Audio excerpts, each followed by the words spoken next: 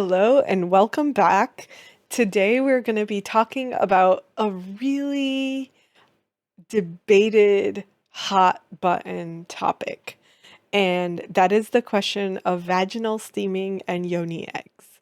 Now, let me just begin by saying that I am not at all saying that either of these tools or therapies are actual treatments for any particular condition, nor am I saying these are going to miraculously heal your fertility.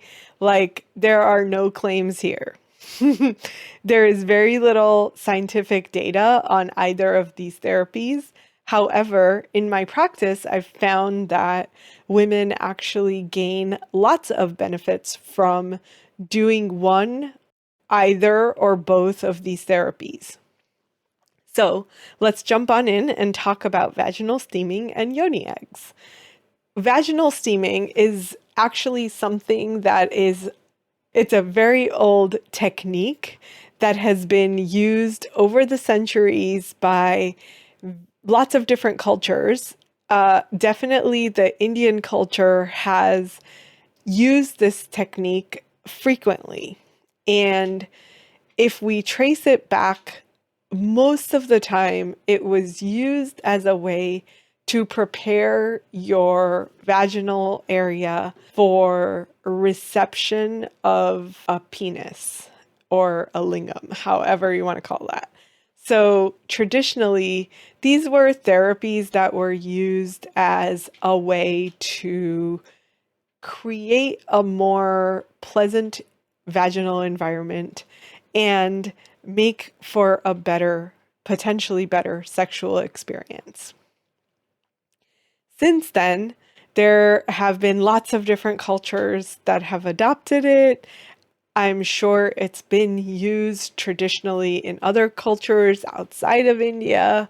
However, there is not a ton of data to back the claims that people have made about this therapy. So there are claims that it's going to cure your fibroids or your cysts or PCOS or infertility, whatever it is. There's lots of claims about it. But just know that our approach is not to say that this treats anything, but to use it, potentially like test it out, try it out, see how it makes you feel, and then decide if you want to continue or not. Now, there are lots of different ways that you could approach doing vaginal steaming. This is just the easiest that I have found, which is to get one of these stools. They're foldable stools that have a cutout. It basically looks like a potty seat. So you place a pot where you will boil the herbs with water, and you don't want it piping hot. You want it like lukewarm, still steaming, but lukewarmish. And you're going to place the pot under the stool and then sit on top of the stool without clothes on. Ideally, you can wrap a blanket around your legs and hips so that you keep the steam contained and it only can really go into the yoni or vagina. So and yoni, just so you know, is a traditional Indian term for vagina. So hence the yoni steam or yoni eggs. There are lots of words that have been borrowed from other traditions. So that is the easiest way to do this. And then the other thing about the herbs is you could buy all of the herbs separately and really like make blends of your own. In your handout, we've actually included my formula that I love, but it can be time consuming. It's a little bit intense to like buy 6 or 7 different herbs and make your own blend. It can be a hurdle to have to jump through. So there is this particular blend of herbs I also liked, and it's available to purchase on Amazon. So this is my Amazon store link. These two products are in there. Those are the only two products in there for vaginal steaming.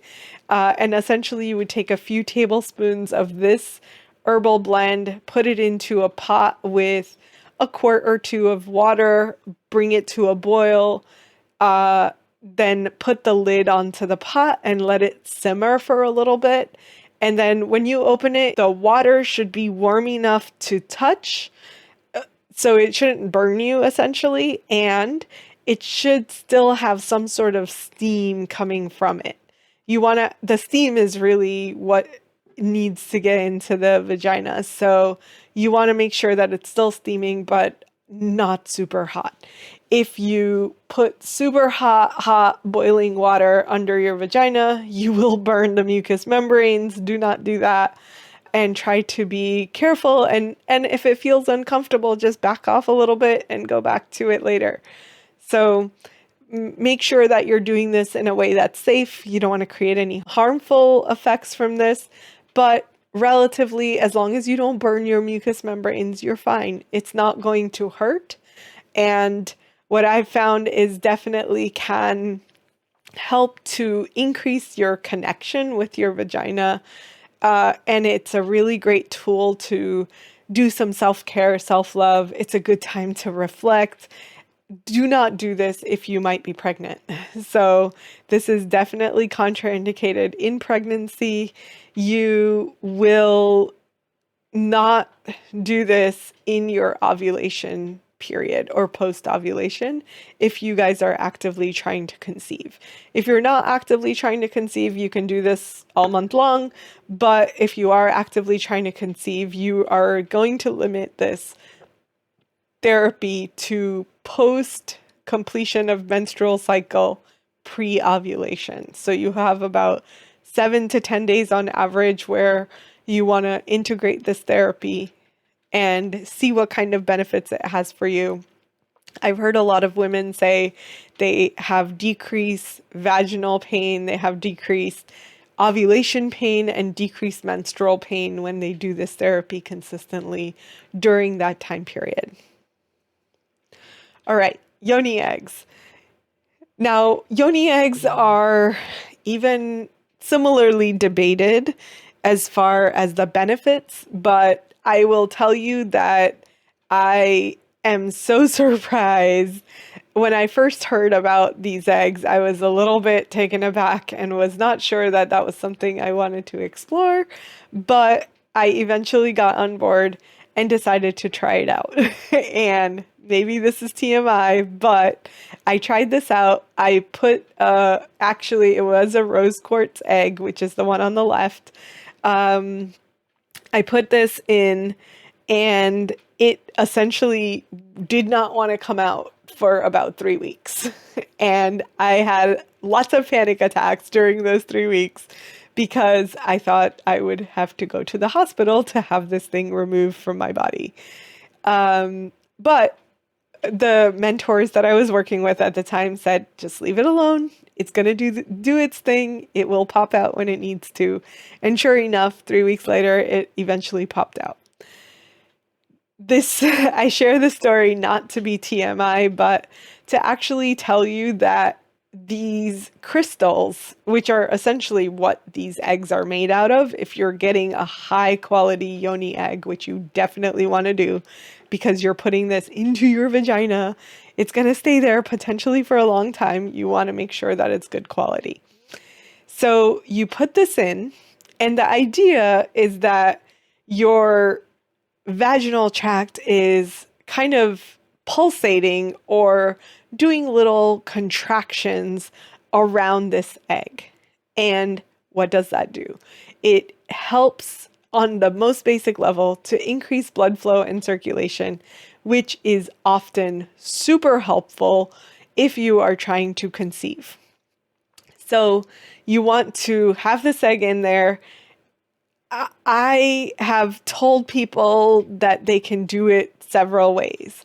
If you want to invite the intuition of your body as well as its connection to whichever crystal you choose, then put it in without this black thread that you see.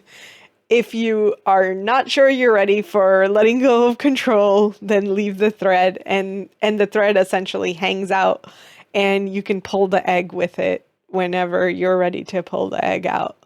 So that's how you can use the eggs. There are lots of different crystals and eggs made of different crystals. There are two main ones that I find to be super helpful. And those are the two that I have pictured here. Those are also the two that are in our Amazon store. The one on the left is a rose quartz. The one on the right is a jade egg. Jade eggs are the traditional, I believe this therapy comes from East Asia, probably China, if I remember correctly. And jade eggs were the traditional eggs to use there. However, with the promotion of these Yoni eggs, there are lots of different crystals available. There's a low bar to certifying these crystals and making sure that they're valid crystals. So I did the work for you and made sure that the only ones that we have in the store are actual certifiable eggs, made out of the crystals that they claim they are made out of. And the reason that I like these two in particular, jade eggs, the green ones, are considered traditionally to have the energy of fertility and baby making. So obviously that's super helpful if you're trying to conceive. And then over the years that I've been doing this and like inviting other women to try this out, is to use rose quartz, because I find that self-love, which is what rose quartz crystal is really about, self-love is so important. And I feel like so many women, especially on their fertility journey, have put themselves to the back burner and are so focused on creating a family, having this baby, getting pregnant, whatever it is that you're focused on. And often you yourself are on the back burner. I love rose quartz in general. I have a ton of rose quartz crystal things. But I found that these Yoni eggs were actually really phenomenal to help create a positive relationship with myself.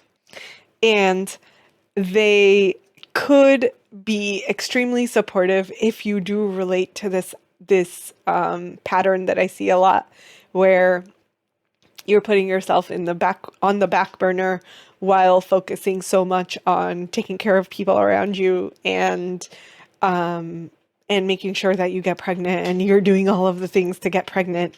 This can be a nice reminder for you to focus on yourself. So this is probably one of my favorite practices. The other time that I have seen rose quartz in particular be super duper helpful is if you experience pain while having intercourse. So if you have any pain when you are with your partner being intimate, this can be a practice for you to try and test out, because it can be, again, inviting that self-love and the softness that comes from being able to do these like very small pelvic contractions is really, really helpful. You have probably heard of Kegels, which a lot of the newer research suggests Kegels are not so great anymore. They're not good for us, etc. So this is a nice, very gentle alternative to doing Kegels. And again, I would not do this if I were pregnant. It probably would be okay if you were doing it while pregnant, but in general, I try to like make sure that you're the safest possible, and this would probably be on my list of things to avoid while pregnant. So that is the overview on vaginal steaming and yoni eggs, the two kind of stepchildren of fertility and women's health, I feel like there's a lot of like negative media, positive media. There's big debates happening about both of these therapies and whether or not they actually do something. There's lots of anecdotal evidence that they do something, but I'm always a proponent of try it out yourself, see how you feel, see how it makes your body feel. Pay attention, be observant of doing a therapy and then seeing what's changing from you doing that therapy. That's where the scientificness of you and your body comes in, and you're really able to make sense of what changes are happening from you taking some sort of action or making some sort of lifestyle shift. There are 3 eggs in each of these kits because sizing is very different based on your Yoni size. So you might need a small, you might need a medium. It's hard to tell. Most of the time, we don't know. So you want to just get a kit so that you can try it out and know what size egg you actually would need. If you put an egg in and it falls right out, it means you need a bigger egg. And if you put an egg in and it's painful or it feels heavy on your vaginal area, then that egg is probably too big. So you want to go for, I often think medium is great for most people, but if you've had a child, medium might be too small. So you can just play with it, see what feels good for you. There's no benefit to small versus large.